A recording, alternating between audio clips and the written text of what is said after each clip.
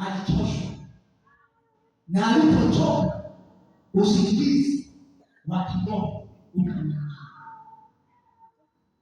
Bwana Yesu sasa, usingizi wa kiroho ulipomjia hakuona tumaini tena.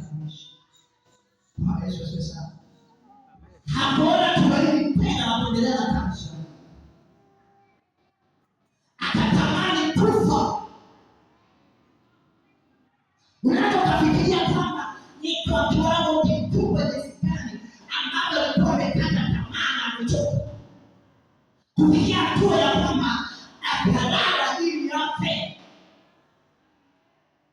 Bwana Yesu sasa, Biblia inasema akalala chini ya mletemu, akasema Bwana, inatosha sasa haya mateso, bora nife. Akalala akisubiri kufa.